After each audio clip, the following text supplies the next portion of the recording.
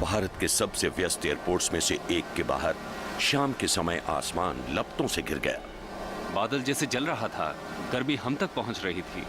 Plane के धधकते हुए अवशेष गिरने लगे। ये खौफनाक क्रैश था।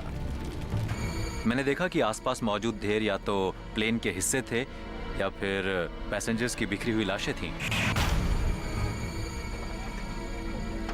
घटनास्थल पर इन्वेस्टिगेटर्स को 2 पैसेंजर जेट्स के मुड़े तुड़े अवशेष मिले।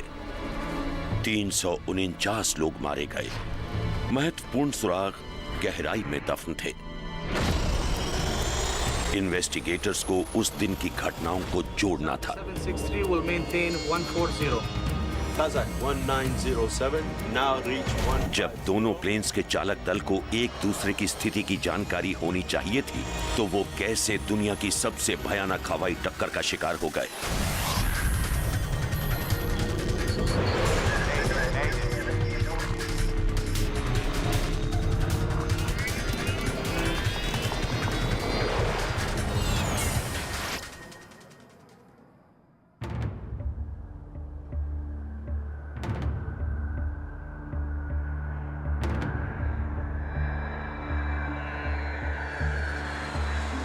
इंदिरा गांधी इंटरनेशनल एयरपोर्ट, नई दिल्ली। भारत का एक प्रवेश द्वार।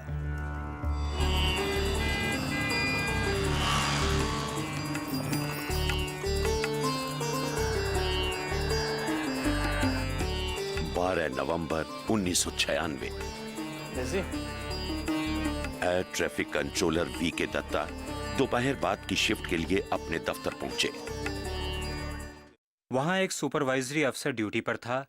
एक शख्स मेरी बगल में बैठा था और मेरी मदद कर रहा था। हालात बिल्कुल सामान्य थे।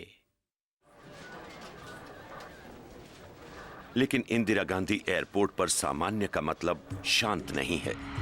ये दुनिया में सबसे भीड़ भरे एयरपोर्ट्स में एक होता जा रहा है। 1990 में भारत सरकार ने कई देशों के साथ ओपन स्काईज समझौते किए थे।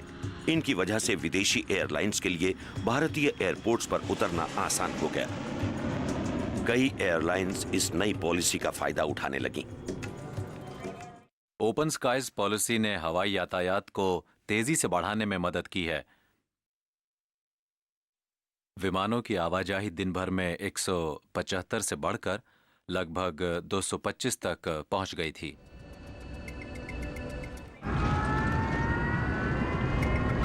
शाम 6 बजे के ठीक बाद सऊदी अरेबियन एयरलाइंस की फ्लाइट 763 ने सूर्यास्त के समय उड़ान भरी।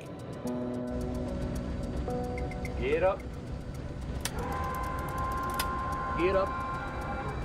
Clear on left. Captain Khalid Al Shubaili ने बोइंग 747 को पूरी रफ्तार से रनवे से उठाया। इनके को पायलट नाजिर खान तमाम रेडियो कम्युनिकेशन संभाल रहे थे। इस प्लेन पर 289 मुसाफिर थे। इनमें मिडिल ईस्ट में अपने काम पर लौट रहे कई भारतीय कामगार भी थे। Saudi 763, airborne 03, contact radar 127.9. Flight 763 जब रनवे पर थी तो इसकी गतिविधियों पर नजर रखने और इसे निर्देश देने का काम एयरपोर्ट टावर के एक एयर ट्रैफिक कंट्रोलर कर रहे थे। 279, good day. लेकिन विमान के उड़ान भरने के थोड़ी देर बाद टावर ने इन पायलट्स को निर्देश देने की जिम्मेदारी अप्रोच कंट्रोलर वीके दत्ता को सौंप दी, जो एयरपोर्ट में दूसरे कमरे में थे।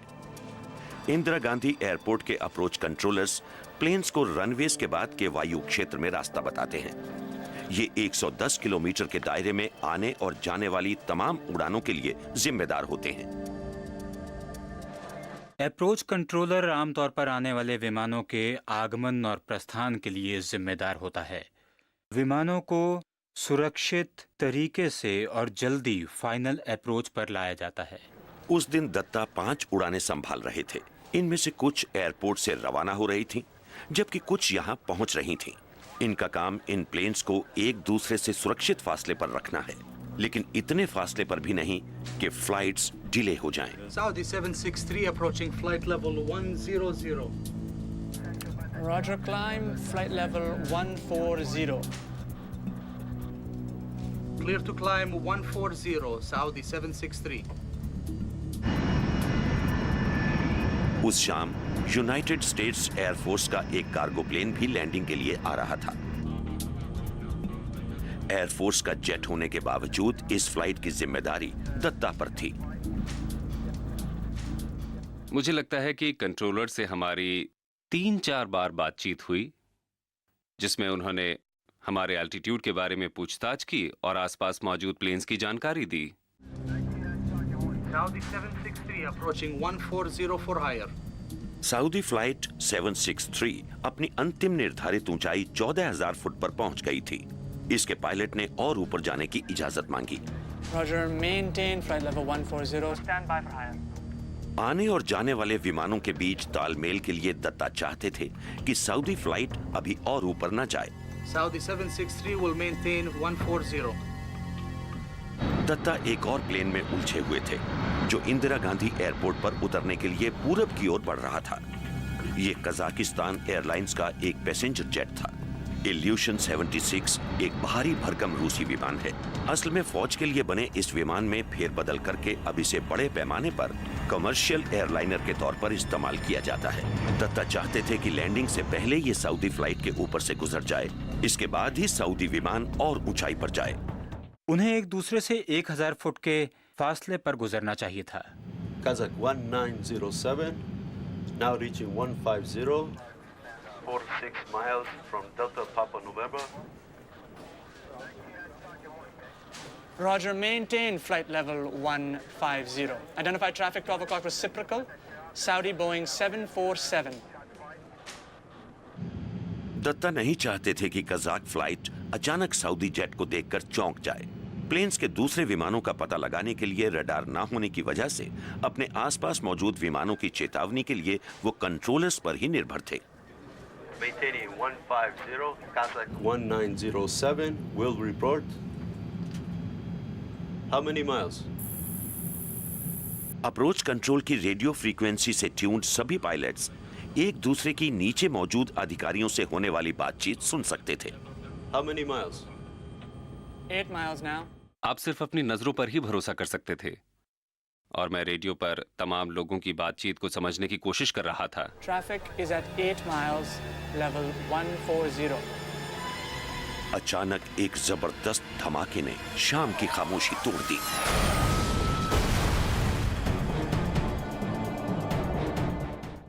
कॉकपिट के दाईं तरफ की खिड़की से बाहर अचानक ऐसे लगा जैसे कि बादल जल रहे हों।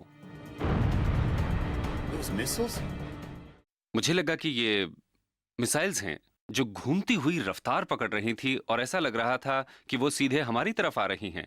जब तक हमें यकीन नहीं हो गया कि वो हमारी तरफ नहीं आ रही, तब तक हम अपने प्लेन को दूर ले जाने की कोशिश करते रहे।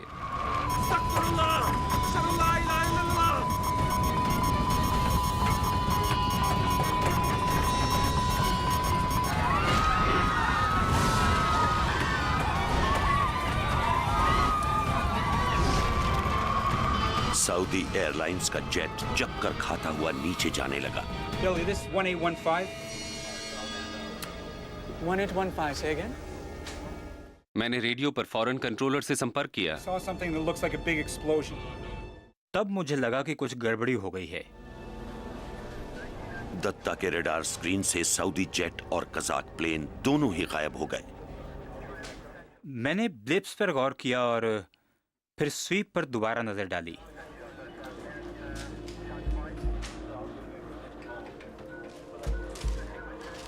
लेकिन उनका कोई अता पता नहीं था। फिर हमने कंट्रोलर को सऊदी एयरजेट और इल्यूशन से संपर्क करने की कोशिश करते सुना। Saudi 763. कोई जवाब नहीं आया। ये वाकई बहुत दिल दहलाने वाली बात थी। नई दिल्ली के एयरपोर्ट के पास के आसमान में कोई हादसा हो गया था। वीके दत्ता अब तक के सबसे भयानक विमान हादसों में से एक की जांच के निशाने पर आने वाले थे।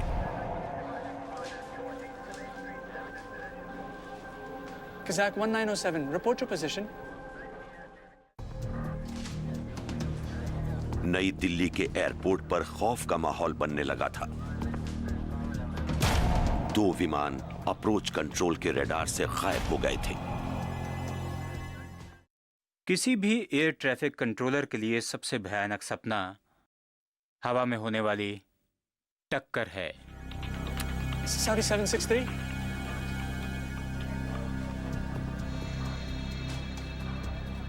दोनों लापता विमानों में कुल मिलाकर 349 लोग सवार थे।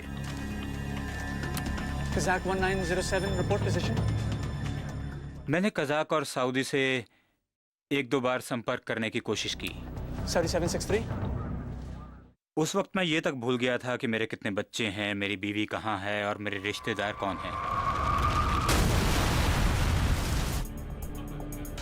यूएस एयरफोर्स के पायलट कैप्टन टिम प्लेस ने जल्दी ही सबसे बुरी आशंका की पुष्टि कर दी। Delhi, this is 1815. 1815. What did you see? 2 distinct fires on the ground. 2 fires on the ground. Confirm. Firm. Firm. Roger. मेरे सीनियर मेरे पास आए तो मैंने उन्हें बताया कि हादसा हो गया है। मैंने सर्च और रेस्क्यू करने वालों को बताया कि ये प्लेन्स दिल्ली से 40 नॉटिकल माइल्स पश्चिम में क्रैश हुए हैं। 2 planes have gone down over Chakri Dadri. Charkhi Dadri Delhi से 65 किलोमीटर पश्चिम में स्थित एक कस्बा है।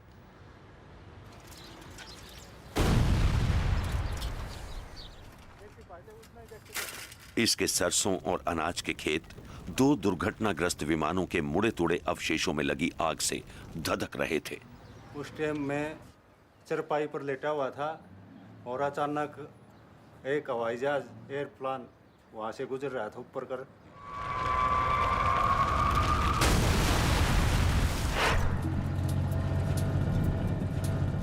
मुझे बताया गया कि हवा में 2 विमान टकराए हैं, इसमें शायद एक जंबो जेट भी शामिल है, इसलिए तुम घटनास्थल की ओर रवाना हो जाओ। ये सुनकर मुझ में अजीब सी उत्तेजना भर गई थी। मैं जर्नलिज्म में नया था और समझ गया था कि मुझे इसकी रिपोर्टिंग करनी है। विष्णु सोम को न्यू दिल्ली टेलीविजन के लिए इस क्रैश की रिपोर्टिंग करने की जिम्मेदारी दी गई। वो हादसे के कुछ घंटे बाद रात के अंधेरे में घटनास्थल पर पहुंचे। हमने अपनी गाड़ी सड़क के किनारे खड़ी की और मुझे याद है कि उस समय हल्की सी चांदनी थी। वो और उनके कैमरामैन हादसे की जगह पर पहुंचने वाले पहले मीडिया क्रूज में से एक थे। Don't want to attract attention. Police have likely cordoned off the area. जब मैं खेत में उतरा तो मुझे लगा कि वो खेत खाली है, वहां कोई फसल नहीं थी बल्कि सिर्फ रेत ही रेत था। अंधेरे में हमें बस उस समय चांदनी का ही सहारा था। फिर भी हम लोग आगे बढ़ते रहे। मुझे याद है कि अपने आसपास मुझे छोटे छोटे ढेर दिखाई दे रहे थे। इतनी रोशनी नहीं थी कि मैं समझ सकता कि वो क्या था। फिर मैं अचानक रुक गया क्योंकि मुझे लगा कि यहाँ जरूर कोई भारी गड़बड़ी है। Turn on your light. Turn on your light.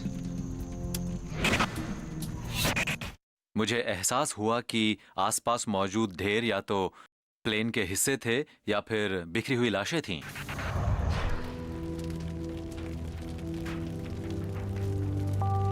सुबह होने तक इस हादसे में किसी के जिंदा मिलने की उम्मीद खत्म होने लगी थी। दोनों विमानों में कोई भी मुसाफिर नहीं बचा था।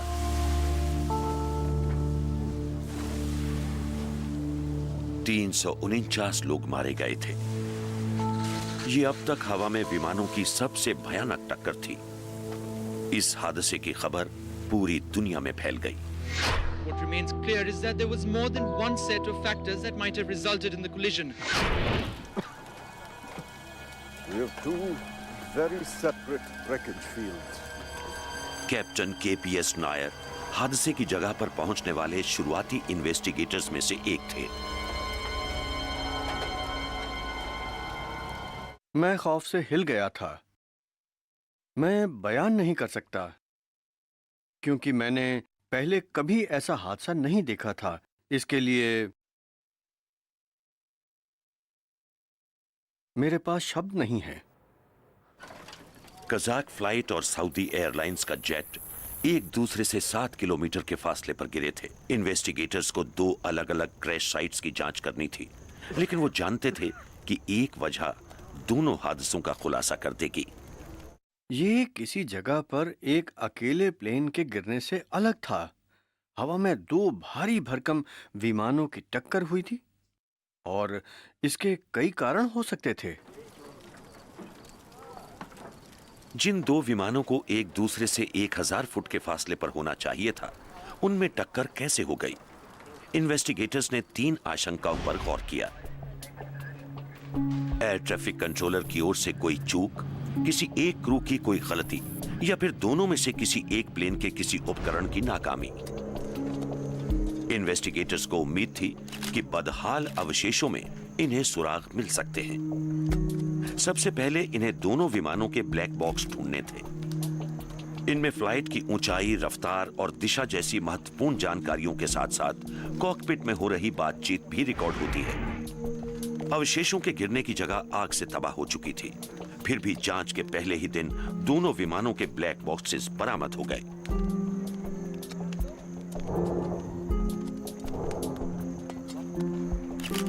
लेकिन फिलहाल इनके रहस्य उजागर होने वाले नहीं थे।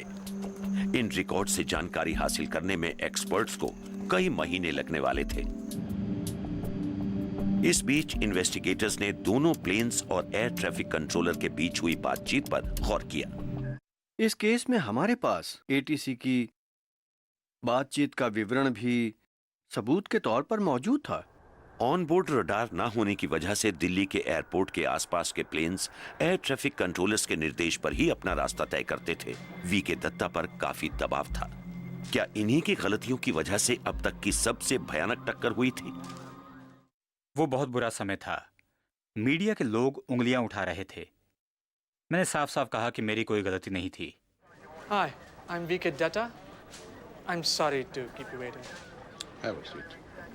इन्वेस्टिगेटर्स क्रैश की रात दत्ता के पूरे कामकाज का विवरण चाहते थे। Was traffic heavy? Evenings are always busy. Dutta का रडार विमानों की ऊंचाई का पता नहीं लगाता था। इसकी बजाय नई दिल्ली के कंट्रोलर्स विमानों द्वारा बताई गई अंतिम पोजीशन को कागज की पट्टी पर नोट करते जाते थे। इन पट्टियों को लगातार अपडेट किया जाता था। अपने नियंत्रण में मौजूद विमानों की ऊंचाई पर नजर रखने के लिए कंट्रोलर्स के पास यही एक तरीका था। लेवल इंफॉर्मेशन नहीं होती थी, इसलिए ऊंचाई की जानकारी पायलट ही देता था। Kazakh 1907. Now reaching 150. Air traffic controllers सिर्फ पायलट्स के बताने पर ही उनके प्लेन की ऊंचाई जान सकते थे। Are these your notes? Yes, sir. This is the Kazakh one, and this is the Saudi one. Dutta के नियंत्रण वाला क्षेत्र एयर कॉरिडोर्स के एक नेटवर्क में बटा हुआ था। कंट्रोलर्स इन्हीं के जरिए एयरपोर्ट से आने जाने वाली उड़ानों को चैनल करते थे, लेकिन कई कॉरिडोर्स सैनिक उड़ानों के लिए इस्तेमाल होते थे। असल में तो इतने व्यस्त एयरपोर्ट पर भी कमर्शियल विमानों के लिए सिर्फ एक मुख्य कॉरिडोर था। ऐसे मामलों में दत्ता को बहुत कड़े कानूनों का पालन करना पड़ता था। Roger, maintain flight level 140. Stand by for higher. Dutta को सुनिश्चित करना था कि एक दूसरे के पास पहुंचते समय दोनों विमानों के बीच 1000 फुट का फासला बना रहे।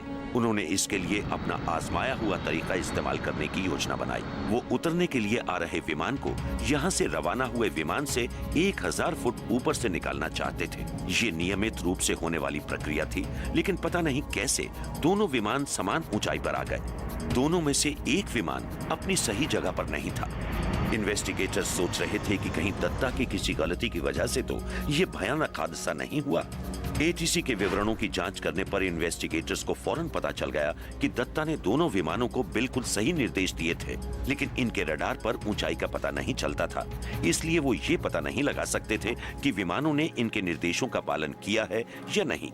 इन्वेस्टिगेटर्स को दत्ता के निर्दोष होने का इतना यकीन था कि दत्ता हादसे के 3 दिन के बाद ही ड्यूटी पर थे। जब मेरे परिवार वालों और बाकी लोगों ने ये सुना तो उन्हें थोड़ा चैन मिला कि मुझे दोषी नहीं ठहराया जा रहा है। इन्वेस्टिगेटर्स ने फिर से हादसे की जगह पर गौर किया। वो ये सोचकर दोनों विमानों के कुछ खास उपकरण बरामद करना चाहते थे कि शायद किसी मैकेनिकल खराबी की वजह से एक विमान अपने रास्ते से भटक गया था। आमतौर पर ऑल्टीमीटर ठीक हादसे के वक्त ही रुक जाता है। हम जानना चाहते थे कि दुर्घटना के समय ये ऑल्टीमीटर कितनी ऊंचाई दिखा रहे थे, जो महत्वपूर्ण था। लेकिन सऊदी विमान का कॉकपिट जमीन में काफी अंदर धंस गया था। अब हादसे की जांच में खुदाई की जरूरत आ गई। जमीन खोदकर सऊदी जेट के कॉकपिट को निकालने के लिए एक्सकवेटर मशीनें घटनास्थल पर मंगाई गई थीं। कजाक विमान के ऑल्टीमीटर्स आसानी से मिल गए। गिरते समय इस विमान का अगला हिस्सा नीचे नहीं था। अब हादसे के समय इसकी सही ऊंचाई की जानकारी मिलने की कुछ संभावना बनने लगी थी। विमान के अवशेषों से ऑल्टीमीटर्स को निकालने पर इन्वेस्टिगेटर्स ने पाया कि उनमें वाकई कुछ अजीब बात थी। कैप्टन और को पायलट दोनों के सामने ऑल्टीमीटर्स होते हैं, लेकिन यहां दोनों के ऑल्टीमीटर्स में एक जैसी रीडिंग नहीं थी। दोनों के बीच लगभग 300 फुट का अंतर था। शायद दोनों ऑल्टीमीटर्स में इस फर्क की वजह से ही क्रू भटक गया हो, लेकिन रीडिंग्स में ये फर्क विमान के जमीन से टकराने की वजह से भी हो सकता था। उस समय तक इन्वेस्टिगेटर्स को कुछ भी पक्का पता नहीं था। Mostly there and there, as close as you can get it. Investigators को अब पता लगाना था कि दोनों में से कौन सा विमान गलत ऊंचाई पर था। उन्होंने दूसरे सबूतों का जायजा लिया। दोनों विमानों को हुए नुकसान के पैटर्न से भी एक महत्वपूर्ण सवाल का जवाब मिल सकता था। टक्कर के समय दोनों विमानों के बीच का रिलेटिव एंगल क्या था?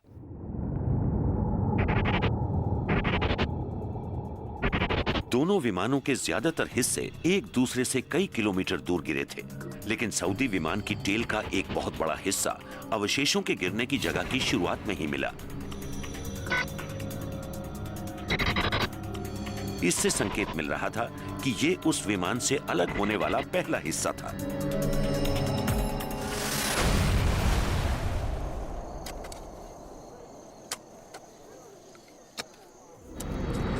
ऐसा लग रहा था कि कजाक प्लेन की टेल ने सऊदी जेट के बाएं विंग को चीर दिया था। ऐसे में टक्कर के समय कजाक फ्लाइट सऊदी जेट से ऊपर नहीं रही होगी, जैसा कि एयर ट्रैफिक कंट्रोलर्स का अनुमान था। यह जरूर उससे नीचे रही होगी। इस जानकारी ने रहस्य को और गहरा कर दिया। इन्वेस्टिगेटर्स को अब तक पता नहीं था कि कौन सा विमान गलत वायु क्षेत्र में था। इन्हें बस इतना पता था कि दोनों की टक्कर होने के बाद किसी भी क्रू के लिए कोई उम्मीद नहीं बची थी। सऊदी 747 के विंग से टकराने पर कजाक प्लेन की टेल ने उसके पिछले हिस्से में हॉरिजॉन्टल स्टेबलाइजर को तोड़ दिया। इसका 5.5 मीटर का हिस्सा अलग हो गया। इसके बिना सऊदी क्रू अपने प्लेन को नहीं संभाल सकता था। इसका नतीजा ये हुआ कि ये विमान बेकाबू होकर चक्कर खाता हुआ नीचे जाने लगा, और इस मामले में तो दोनों ही विमानों की एक जैसी हालत हो गई थी।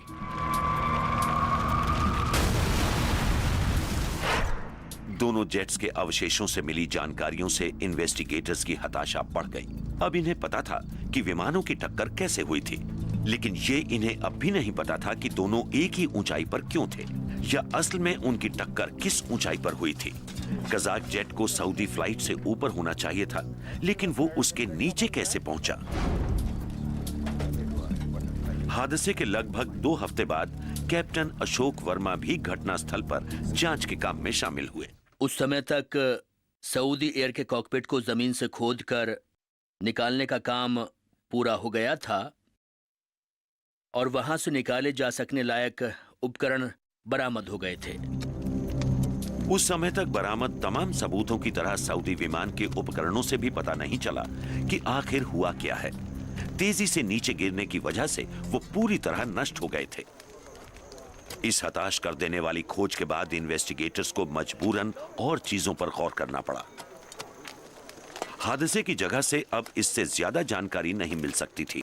अब यह केस ब्लैक बॉक्सेस से मिली जानकारियों पर ही निर्भर करता था। इन्वेस्टिगेटर्स को उम्मीद थी कि कॉकपिट रिकॉर्डिंग्स या फ्लाइट डेटा में कहीं ना कहीं वो सुराग मिल जाएंगे जिनकी उन्हें जरूरत है। टक्कर के समय विमान कहां पर थे और वो एकदम आमने सामने कैसे पहुंच गए थे।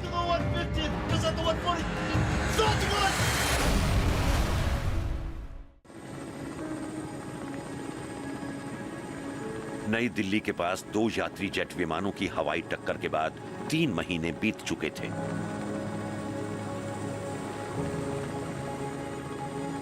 ठोस सबूत के अभाव से इन्वेस्टिगेटर्स हताश थे। इन्हें उम्मीद थी कि विमानों के ब्लैक बॉक्सेस से इस मामले को सुलझाने में मदद मिलेगी। पक्षपात के आरोप से बचने के लिए सऊदी फ्लाइट के बॉक्सेस का विश्लेषण इंग्लैंड में किया जा रहा था। एयर एक्सीडेंट्स इन्वेस्टिगेशन ब्रांच के टेक्नीशियंस इनसे महत्वपूर्ण जानकारियां निकालने की कोशिश कर रहे थे। रिकॉर्डर से जानकारियां निकालने का काम किसी न्यूट्रल देश में होना जरूरी था। दोनों विमान 2 ब्लैक बॉक्सेस से लैस थे, एक फ्लाइट डेटा रिकॉर्डर और एक cockpit voice recorder. Flight data recorder में विमान की उड़ान से जुड़े दर्जनों पहलुओं की जानकारी दर्ज होती है। इन जानकारियों में ऊंचाई, रफ्तार और फ्लाइट कंट्रोल्स में पायलट्स द्वारा किए गए बदलाव भी होते हैं। कॉकपिट वॉइस रिकॉर्डर कॉकपिट में हो रही सारी बातचीत रिकॉर्ड करता है। 279, good day. नई दिल्ली के पास हुई हवाई टक्कर के बारे में और तथ्य हासिल करने की कोशिश में इन्वेस्टिगेटर्स ने ब्लैक बॉक्सेस में दर्ज जानकारियों के जरिए घटनाक्रम को समझने की कोशिश की।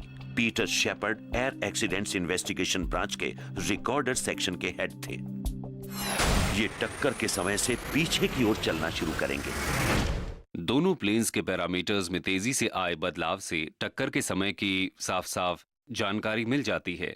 अगर हम इसे अपना 0 पॉइंट मान लें तो फिर हम दोनों के घटनाक्रम को उनके समय के हिसाब से समझकर एक कॉमन टाइम बेस बना सकते हैं। पहले शेपर्ड और इनकी टीम ने सऊदी 747 पर गौर किया। approaching 1404 for higher. Roger, maintain flight level 140. Stand by for higher. Saudi 763 will maintain 140. CVR से पता चला कि सऊदी पायलट्स को ऊंचाई के बारे में बिल्कुल साफ निर्देश मिले थे और वो उन्हें शायद समझ भी गए थे। 14,000 फुट पर बने रहने का निर्देश मिलने के बाद ज्यादा ऊंचाई पर जाने की कोई चर्चा नहीं हुई थी, क्योंकि इससे वो कजाक फ्लाइट के रास्ते पर आ जाते। सऊदी फ्लाइट ने निर्देशों का पालन किया या नहीं, इसकी पुष्टि के लिए शेपर्ड ने फ्लाइट डेटा रिकॉर्डर पर गौर किया। सऊदी फ्लाइट रिकॉर्डर से मिली जानकारी के हिसाब से ऊपर बढ़ते समय उसका ऑल्टीट्यूड बिल्कुल सही था। सऊदी पायलट्स ने 14,108 फुट पर अपना विमान सीधा कर लिया था। ये सेफ कॉरिडोर में था। वो बताए गए ऑल्टीट्यूड यानी 14,000 फुट के ऑल्टीट्यूड पर सही उड़ रहा था। सऊदी पायलट्स ने एटीसी के निर्देशों का बारीकी से पालन किया था और एटीसी को दी गई जानकारियों से भी इसकी पुष्टि होती है। एयर ट्रैफिक कंट्रोलर्स दोनों विमानों के बीच 1,000 फुट का फासला चाहते थे और सऊदी प्लेन को कजाक जेट के नीचे रखना चाहते थे। अगर सऊदी पायलट्स ने कोई असामान्य हरकत नहीं की थी तो यह संदेह बन रहा था कि शायद कजाक प्लेन गलत जगह पर था। जब इन्वेस्टिगेटर्स ने कजाक जेट के फ्लाइट डेटा रिकॉर्डर की जानकारियों की जांच की तो वो ये जानकर हैरान रह गए कि वो अपनी निश्चित ऊंचाई 15,000 फुट से काफी नीचे आ गया था। हादसे से कुछ सेकंड्स पहले कजाक प्लेन 14,100 फुट पर था। ये अपने लिए सुनिश्चित की गई ऊंचाई से लगभग 1,000 फुट नीचे और सऊदी फ्लाइट से 10 फुट से भी कम नीचे था। फिर ये सीधे सऊदी जेट से भिड़ गया। कजाक क्रू को जितनी ऊंचाई की इजाजत थी वो उससे और नीचे जा रहे थे। उन्हें 15,000 फुट पर ही रहना चाहिए था। लेकिन कजाक फ्लाइट अपनी सुनिश्चित ऊंचाई से इतना नीचे कैसे आ गई थी? Kazakh 1907, report position. Kazakhstan airlines ने अपने प्लेन की ऊंचाई में नाटकीय कमी के लिए एक सफाई पेश की। कजाकिस्तान एयरलाइंस मुख्य रूप से टर्ब्यूलेंस की मौजूदगी की बात कर रही थी। शायद अचानक किसी टर्ब्यूलेंस के जोर से प्लेन इतना नीचे आ गया था। कजाक फ्लाइट के डेटा रिकॉर्डर से भी यही लग रहा था कि विमान कुछ हिचकोले खा रहा था। इसमें 2 बार 400 फुट से ज्यादा अचानक नीचे आ जाने के संकेत दर्ज थे। एयरलाइन का दावा था कि ये दोनों ही बातें टर्बुलेंस की वजह से हुई थीं, लेकिन पीटर शेपर्ड को इस पर यकीन नहीं था। 250 और 500 फुट नीचे आने की जानकारी देखते ही हमें लगा कि ये सही नहीं था। ये जिस रफ्तार से हो रहा था, दरअसल ऐसा किसी भी प्लेन के लिए बिल्कुल मुमकिन नहीं था। आखिर और क्या वजह हो सकती थी इस विमान के इतनी तेजी से नीचे आने की, या वो इतनी तेजी से नीचे आ रहा है इस बात का आभास होने की? शेपर्ड ने कारण ढूंढने की कोशिश की। हमने डेटा रिकॉर्डर में दर्ज दूसरे पैरामीटर्स की जांच करके ऊंचाई की खामियों को समझने और ये पता लगाने की कोशिश की कि प्लेन असल में कितनी ऊंचाई पर था। ये बहुत पेचीदा हिसाब था। फ्लाइट डेटा रिकॉर्डर में दर्ज रफ्तार और नीचे आने की दर जैसी जानकारियों से शेपर्ड इस नतीजे पर पहुंचे कि प्लेन लगातार नीचे जा रहा था। अचानक नीचे जाने वाली रीडिंग्स की वजह बहुत सीधी सादी थी। शेपर्ड ने पाया कि फ्लाइट डेटा रिकॉर्डर में ऊंचाई की जानकारी भेजने वाला सेंसर खराब था। ये अचानक किसी रीडिंग पर फंसकर कुछ समय तक जानकारी भेजना बंद कर देता था। फिर जब ये चालू होता था तो गलत रीडिंग्स बताता था और ऐसा लगता था कि प्लेन अचानक काफी नीचे आ गया है। ऐसा लग रहा था जैसे वो किसी जगह पर फंस रहा था, और फिर जब ऊंचाई में काफी फर्क आ जाता था तो वो एक झटके से आगे बढ़ता था और फिर वहां थोड़ी देर तक फंसा रहता था। अब इन्वेस्टिगेटर्स कह सकते थे कि इस हादसे के लिए टर्बुलेंस बिल्कुल जिम्मेदार नहीं था। So there's no sudden descent. Maintenance records की जांच से इन्वेस्टिगेटर्स ने यह भी पता लगाया कि कजाक प्लेन के ऑल्टीमीटर्स में कोई खराबी नहीं थी। वो इस नतीजे पर पहुंचे कि कॉकपिट के उपकरणों की रीडिंग में फर्क दरअसल क्रैश की वजह से था। क्रैश इसकी वजह से हुआ हो ऐसा नहीं था। अपनी ऊंचाई पर बने रहने के निर्देश के बावजूद कजाक प्लेन क्यों नीचे आता रहा, इसे समझने के लिए इन्वेस्टिगेटर्स ने कॉकपिट वॉइस रिकॉर्डर की जांच की। क्रैश से काफी पहले की रिकॉर्डिंग से शुरुआत की गई। शुरू में कहीं किसी गड़बड़ी के संकेत नहीं मिले। Kazakh 1907, report level passing. Passing 240, Kazakh 1907. एक रूपांतरित सैनिक विमान होने की वजह से इल्यूशन 76 में एक और अनोखी बात थी। इसके कॉकपिट में एक रेडियो ऑपरेटर की जगह थी। इगोर रैप इसे संभाल रहे थे और कजाक फ्लाइट के सारे कम्युनिकेशंस इनके जिम्मे थे।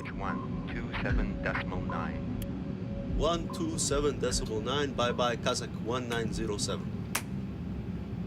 जब विमान एयरपोर्ट के करीब पहुंचा तो रैप ने अप्रोच कंट्रोलर दत्ता से संपर्क किया। Delhi approach, good evening. Kazakh 1907. Passing 230 to 180. मैंने कजाक प्लेन को नीचे आकर फ्लाइट लेवल 150 पर बने रहने को कहा, यानी 15,000 foot. Roger Kazakh 1907, descend flight level 150. Report reaching. देखिए, 2 विमानों की ऊंचाई में करीब 1000 फुट का फासला काफी होता है और इसके लिए निर्देश दिए गए थे। Kazakh 1907, now reach 150. कजाकिस्तान के रेडियो ऑपरेटर ने एक बार अपना फ्लाइट लेवल 150 बताया था। टक्कर से सिर्फ 1 मिनट पहले ये जानकारी दी गई थी। इस समय कजाक प्लेन अपनी सही जगह यानी सऊदी प्लेन से 1000 फुट ऊपर लग रहा था। लेकिन अब इन्वेस्टिगेटर्स को पता था कि कजाक प्लेन इसी ऊंचाई पर बने रहने की बजाय लगातार नीचे आता रहा। This is where the trouble starts. Flight data information की तुलना कॉकपिट वॉइस से करने पर इन्वेस्टिगेटर्स को सकते में डाल देने वाली जानकारी मिली। Kazakh 1907, now reach 150. जब रैप ने सूचना दी कि वो 15,000 फुट पर आ गए हैं, तब वो असल में उससे 1000 फुट से भी ज्यादा ऊपर थे।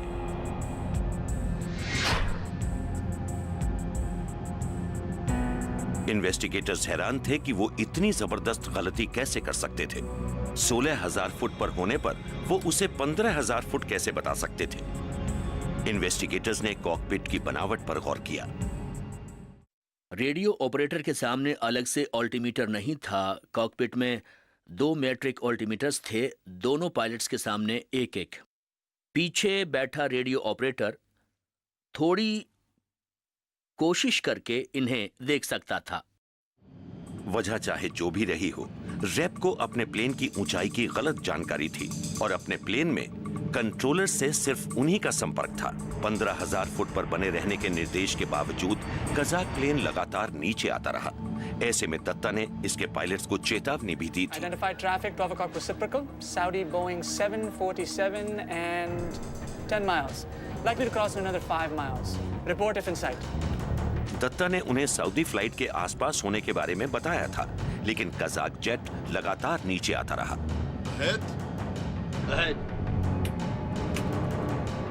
क्रैश से ठीक पहले शायद ईगो रैप ने भांप लिया था कि उनका विमान खतरनाक ढंग से नीचे उड़ रहा है, लेकिन उनकी तरफ से चेतावनी समय रहते नहीं आई। Keep the 150. Do not descend. Accelerate, Sanyo. Investigators ने फ्लाइट डेटा में जो कुछ पाया था वो कॉकपिट वॉइस रिकॉर्डर से साबित हो गया। क्रैश के समय कजाक जेट अपनी सही जगह पर आने की पुरजोर कोशिश कर रहा था। Get to the 150 because of the 140. Stop the gun!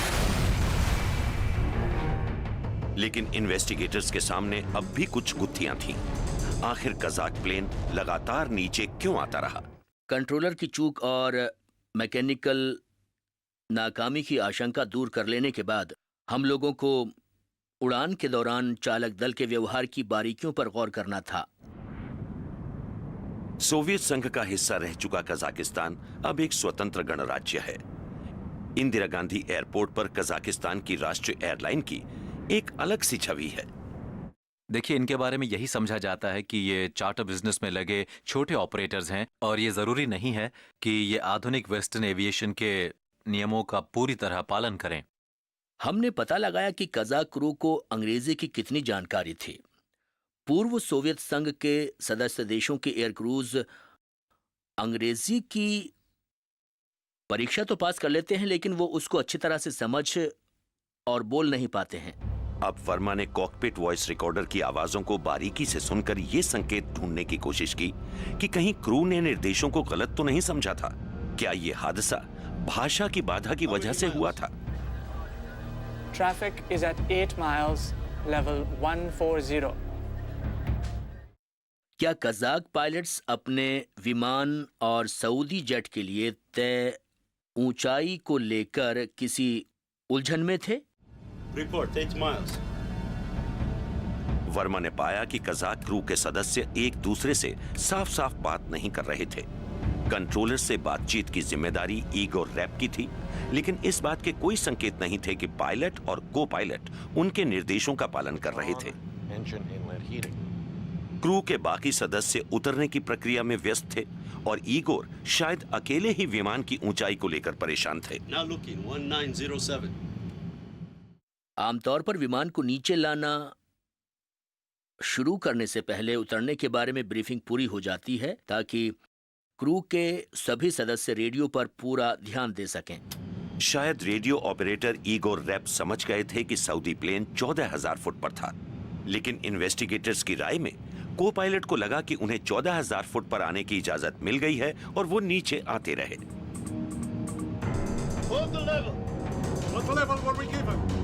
Pilot के जवाब से लगा कि वो उलझन में थे। मुझे लगता है कि पायलट्स ने ज्यादा ध्यान नहीं दिया और इस महत्वपूर्ण समय के दौरान विमान के नेविगेशन के लिए रेडियो ऑपरेटर पर बहुत ज्यादा निर्भर रहे। इंजन तेज करने और प्लेन को और नीचे नहीं ले जाने की कोशिशों के बावजूद हादसा हो गया। Accelerate, Sanyo. Get to the 150 because of the 140. Stop the gun!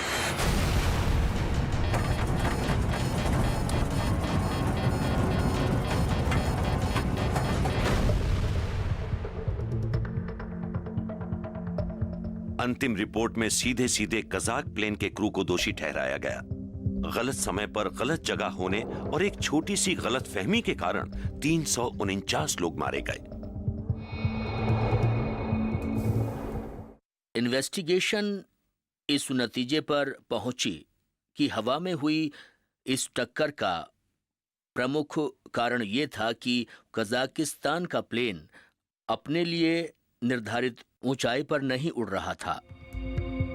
Investigators को यकीन था कि उन्होंने एविएशन के इतिहास में सबसे भयानक हवाई टक्कर की वजहों का पता लगा लिया है, लेकिन वो चाहते थे कि इंदिरा गांधी एयरपोर्ट को और सुरक्षित बनाने के लिए विमानन उद्योग कुछ और कदम उठाए। इन्वेस्टिगेटर्स ने पाया कि इस हादसे से बचा सकने वाली टेक्नोलॉजी एयरपोर्ट पर मौजूद थी। 763. इन्वेस्टिगेटर्स इस नतीजे पर पहुंचे कि कॉकपिट में खराब कम्युनिकेशन और एक मामूली सी गलतफहमी से यह भयानक हादसा हुआ, जिसमें लगभग 350 लोग मारे गए।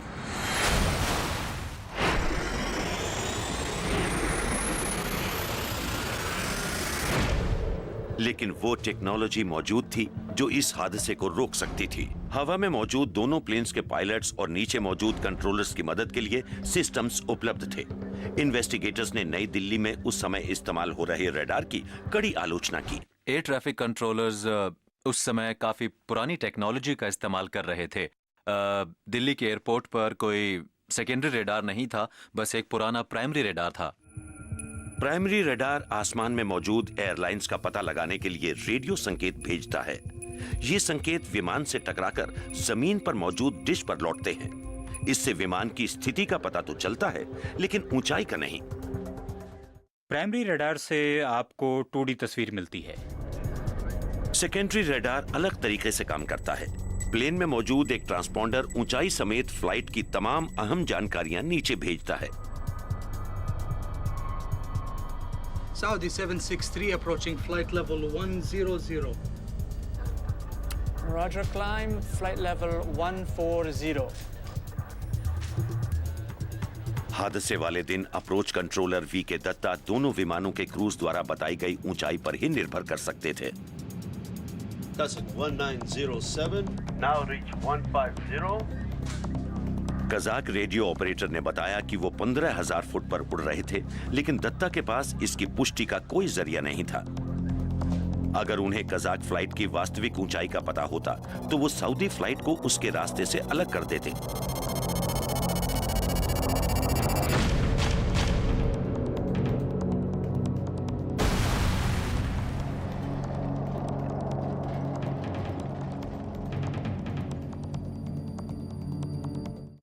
ये 3D पिक्चर है जिसमें आपके पास कार्रवाई करने के लिए वक्त होता है और आप प्लेन को हटा सकते हैं। हादसे के समय भारत ने सेकेंडरी रडार वाले एयर ट्रैफिक कंट्रोल सिस्टम और ज्यादा बेहतर कम्युनिकेशन और नेविगेशनल उपकरणों के लिए 11 करोड़ 80 लाख डॉलर के ऑर्डर दिए हुए थे। इस सिस्टम को असल में हादसे से 2 हफ्ते पहले ही लग जाना चाहिए था, लेकिन हादसे वाले दिन तक इसे खोला भी नहीं गया था। सेकेंडरी रडार असल में प्राइमरी रडार का ही एक विकसित रूप है और इस मामले में अगर ऊंचाई की सही जानकारी होती तो इस तरह की दुर्घटना से बचा जा सकता था। इस हादसे के बाद 1 साल में इंदिरा गांधी एयरपोर्ट में 3 बार विमान आपस में टकराने से बाल बाल बचे। सेकेंडरी रडार सिस्टम को लगाने में इसके बाद भी 2 साल से ज्यादा का वक्त लगा। आज इंदिरा गांधी इंटरनेशनल एयरपोर्ट के कंट्रोलर्स हर प्लेन का फ्लाइट नंबर, उसकी ऊंचाई और उसकी दिशा अपने रडार पर देख सकते हैं। ये सब हादसे वाले दिन कंट्रोलर वी के दत्ता के पास उपलब्ध जानकारियों से काफी ज्यादा है। एक्सपर्ट्स का मानना है कि एक और टेक्नोलॉजी टीकैस इस टक्कर को बचा सकती थी। टीकैस क्रू को आगाह करता है और चेतावनी देता है। इससे उन्हें समय रहते कदम उठाने का मौका मिल जाता है और ये उनका ध्यान खींचता है और 2 विमानों के बीच पर भी नजर रखता है। टीकैस एयरलाइनर्स में इंस्टॉल की जा सकने वाली प्रणाली है जो उन्हें दूसरे विमानों से टकराने से बचाती है। कई देशों में ये टेक्नोलॉजी अनिवार्य है। ये दूसरी फ्लाइट्स के बहुत करीब आने पर पायलट्स को सतर्क करती है। ये पायलट्स को अपने आप ही बचने के उपाय की सुविधा देती है। हादसे में शामिल दोनों विमानों में टीकैस नहीं था। इंडियन एयरपोर्ट्स अथॉरिटी ने रनवेज की ओर आने जाने वाले एयर कॉरिडोर्स को फिर से डिजाइन करके हवाई अड्डे को और सुरक्षित बना दिया है। इस हादसे के समय इंदिरा गांधी इंटरनेशनल एयरपोर्ट पर आने जाने वाले कमर्शियल प्लेन्स के लिए एक ही मुख्य कॉरिडोर था। हवाई यातायात के बढ़ने से इस कॉरिडोर में भीड़ बढ़ रही थी। हादसे के बाद कुछ और कॉरिडोर्स को कमर्शियल फ्लाइट्स के लिए खोल दिया गया। एविएशन में सुरक्षा के स्टैंडर्ड पहले से बेहतर हुए हैं। अब सुरक्षा पर पहले से ज्यादा ध्यान दिया जाता है। यह हादसा पुरानी टेक्नोलॉजी और खराब कम्युनिकेशन की वजह से हुआ था, लेकिन लगभग सभी हवाई हादसों की तरह यह भी छोटी छोटी लगने वाली उन घटनाओं का सिलसिला था जिनका अंत तबाही में हुआ। उस समय के बारे में सोचकर यही लगता है कि उस रात हवा में कुछ बदकिस्मत लोग आमने सामने थे और ऐसे हादसे होने की आशंका लाखों में एक ही होती है। वैसे कुछ और भी चीजें हैं जिनसे बचाव हो सकता था, जैसे रेडार, कोलिजन अवॉइडेंस सिस्टम और इसी तरह की चीजें, और इनमें लगातार सुधार हो रहे हैं। मुझे विमान उड़ाने से डर नहीं लगता। ये तो आपकी नियति है। बस हम खुशकिस्मत थे कि हम उस जगह से 5 मिनट की दूरी पर थे। वी के दत्ता इसके बाद काफी समय तक एयर ट्रैफिक कंट्रोलर बने रहे। आज वो एक कॉलेज में युवा कंट्रोलर्स को ट्रेनिंग देते हैं। मैं चीफ इंस्ट्रक्टर हूं। मैं ATCs को ट्रेनिंग देता हूं। मुझे अपना काम बहुत पसंद है और मुझे वाकई इससे लगाव है। शुरू में हादसे के लिए जिम्मेदार समझे जा रहे वी के दत्ता ने नई दिल्ली के एयरपोर्ट को और सुरक्षित बनाने के लिए सुधार करने में मदद की। उनकी कोशिशें रंग लाईं। अब इस एयरपोर्ट से हर साल 2 करोड़ मुसाफिर गुजरते हैं। नए रडार सिस्टम के लगने और नए कॉरिडोर्स के खुल जाने के बाद से इस एयरपोर्ट पर कोई जानलेवा हादसा नहीं हुआ है।